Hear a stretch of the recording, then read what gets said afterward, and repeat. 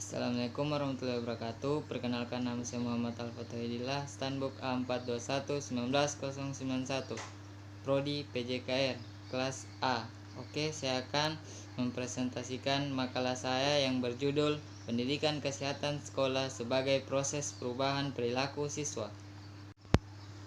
Pendidikan kesehatan adalah proses perubahan perilaku yang dinamis, di mana perubahan tersebut bukan sekedar proses transfer materi atau teori dari seseorang ke orang lain, dan bukan pula seperangkat prosedur.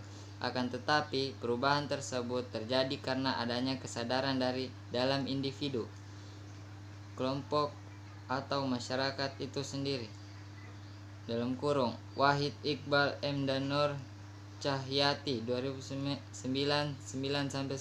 Sedangkan menurut Erwin Setio 2012 4-5, pendidikan kesehatan adalah proses membantu seseorang dengan bertindak secara sendiri-sendiri ataupun secara kolektif untuk membuat keputusan berdasarkan pengetahuan mengenai hal-hal mempengaruhi kesehatan pribadinya dan orang lain untuk meningkatkan kemampuan masyarakat dalam memelihara kesehatannya, dan tidak hanya mengaitkan diri pada peningkatan pengetahuan, sikap, dan praktik saja, tetapi juga meningkatkan atau memperbaiki lingkungan baik fisik maupun non-fisik. Pendidikan kesehatan masyarakat dengan sasaran masyarakat luas. Sedangkan sasaran pendidikan kesehatan sendiri itu dibagi menjadi 3, yaitu 1. Sasaran primer, yaitu sasaran langsung pada masyarakat berupa segala upaya pendidikan promosi kesehatan. 2. Sasaran sekunder, lebih ditunjukkan pada tokoh masyarakat dengan harapan memberikan pendidikan kesehatan pada masyarakat secara lebih luas. 3. Sasaran tersier, sasaran ditunjuk pada pembuat keputusan atau penentu kebijakan baik tingkat pusat maupun di tingkat daerah, dengan tujuan keputusan yang diambil dari kelompok ini akan berdampak kepada perilaku kelompok sasaran sekunder yang kemudian pada kelompok primer. Perubahan perilaku. Perilaku adalah aktivitas yang ada pada individu atau organisme.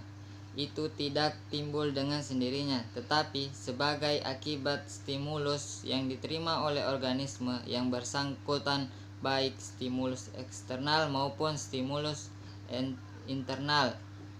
Menurut Hasan Alwi DKK, perilaku merupakan tanggapan atau reaksi individu terhadap rangsangan atau lingkungan. Sedangkan menurut Seikoji Notowa-Tomojo, perilaku merupakan suatu kegiatan atau aktivitas organisme. Dalam hal ini perilaku makhluk hidup yang bersangkutan. Perilaku makhluk hidup, terutama manusia, pada hakikatnya adalah suatu tindakan atau aktivitas dari manusia itu sendiri. C. Pendidikan kesehatan sekolah sebagai proses perilaku hidup bersih siswa. Pendidikan merupakan proses perubahan sikap atau tingkah laku. Berbicara proses berarti memerlukan waktu untuk mencapainya. Meskipun ada beberapa yang dapat melakukan proses tersebut secara instan atau tepat, proses mendidik sebenarnya sudah dilakukan sejak kita masih bayi dan akan berlanjut sampai tua. Oleh karena itu, muncul pepatah, pendidikan sepanjang hayat. Selama masih hidup, maka selama itu pula manusia itu belajar. Lingkungan yang berperan pertama dalam mendidik adalah keluarga, terutama orang tua. Tetapi tidak semua orang tua berhasil mendidik anak untuk selalu bersikap dan bertingkah laku secara benar. Menurut Ergohan B. dan Olson H., mengarahkan kehidupan anak adalah sulit. Orang tua hendak mengarahkan anaknya sebaiknya mengambil langkah-langkah sebagai berikut.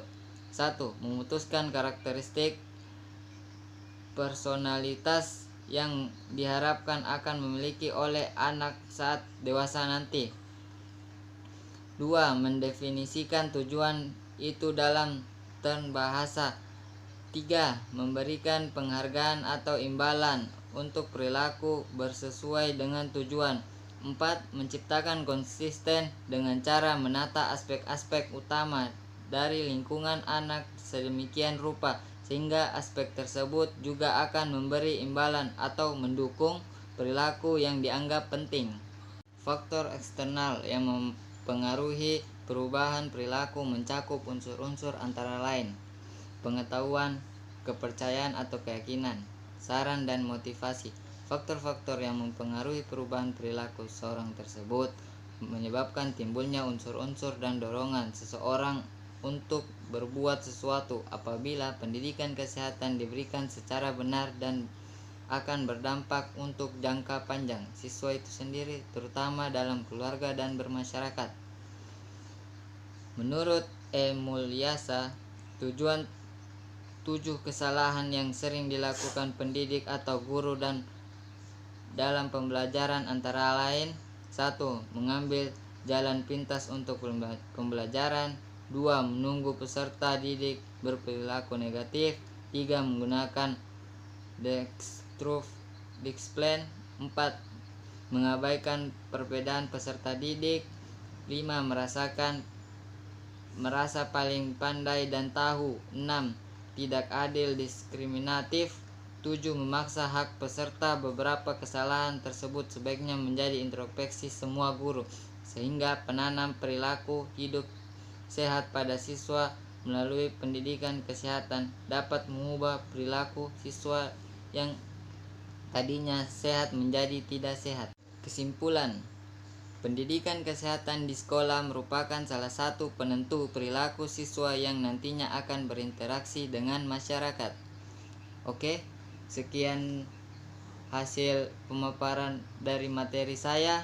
Apabila ada kesalahan mohon dimaafkan. Wabillahi taufiq wal hidayah. Assalamualaikum warahmatullahi wabarakatuh.